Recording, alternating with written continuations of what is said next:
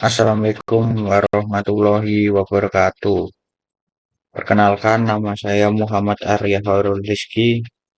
Di sini saya akan menjelaskan Decision Tree Classifier.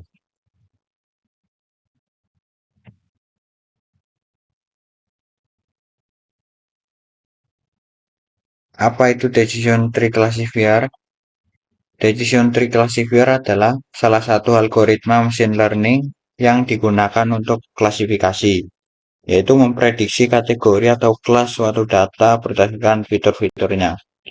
Algoritma bekerja dengan memecah dataset menjadi subset yang lebih homogen berdasarkan fitur terbaik menggunakan metrik seperti entropi atau information gain atau Gini impurity.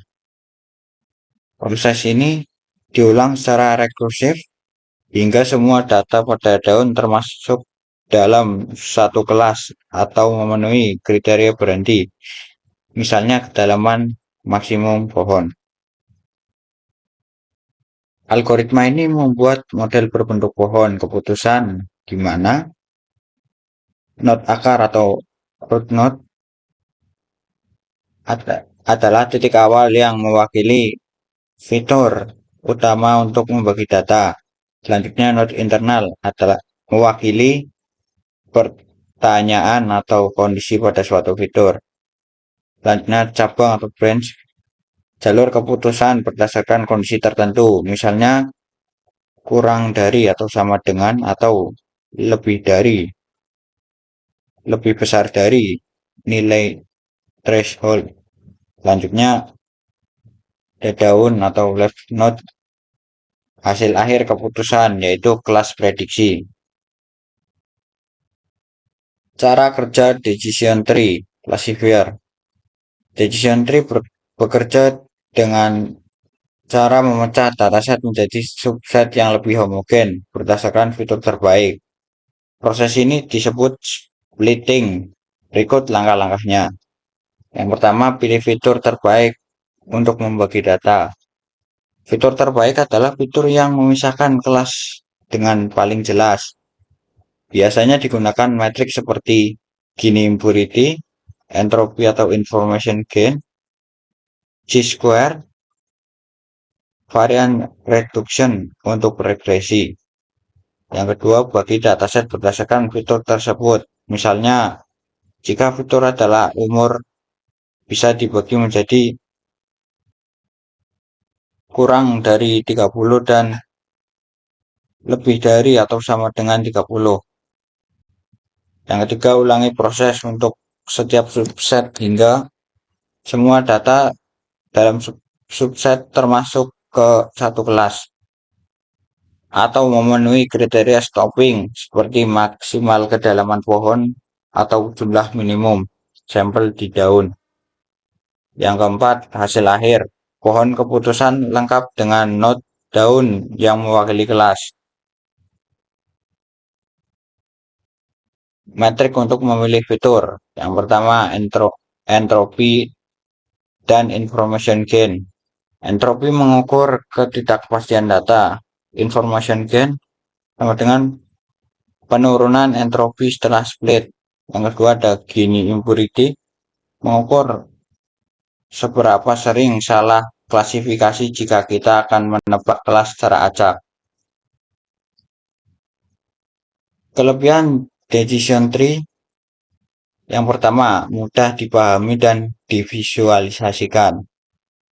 Kedua, tidak memerlukan normalisasi data. Tiga, bisa menangani data numerik dan kategorik. Keempat, bisa menangani data yang hilang dengan baik untuk beberapa implementasi. Kekurangan decision tree yang pertama, mudah overfitting jika pohon terlalu dalam. Yang kedua, sensitif terhadap perubahan data kecil. Yang ketiga, bisa bias jika dataset memiliki kelas yang tidak seimbang.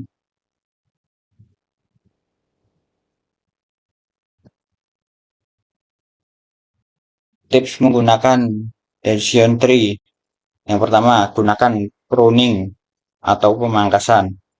Tujuannya mengurangi overfitting atau pohon menghafal data pelatihan. Cara kerjanya menghapus simpul dan cabang yang tidak informatif dari pohon yang sudah jadi atau post pruning, atau menghentikan pertumbuhannya lebih awal atau pre-pruning.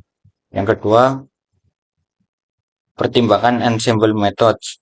Tujuannya mendapatkan performa yang lebih stabil dan akurat. Contohnya, gunakan random forest. Ini adalah kombinasi banyak decision tree yang dilatih pada subset data dan fitur yang berbeda.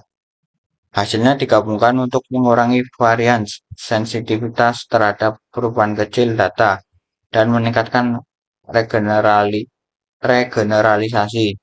Yang ketiga, batas kompleksitas pohon. Menggunakan parameter ini adalah bentuk pre-pruning.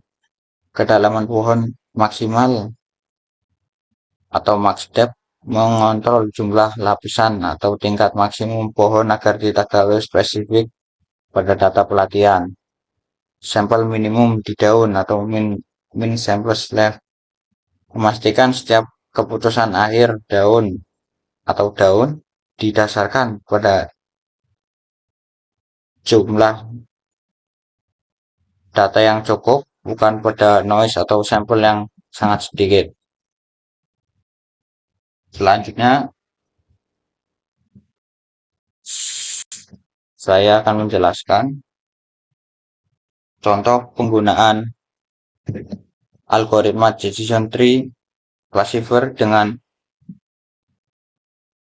dengan data hasil pemeriksaan hipertensi.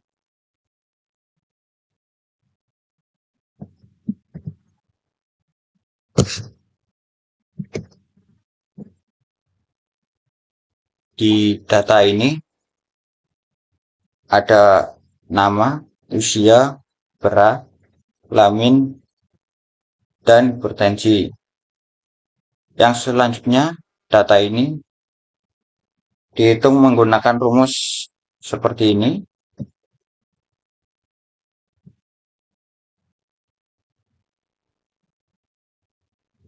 Dan menghasilkan 3 data, yaitu usia, kelamin, dan berat, serta jumlahnya.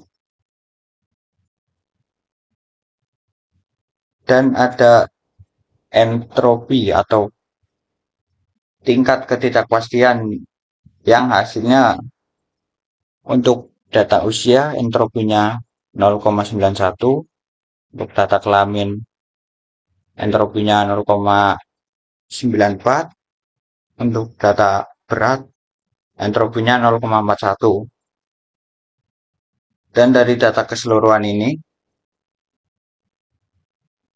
menghasilkan tree seperti ini.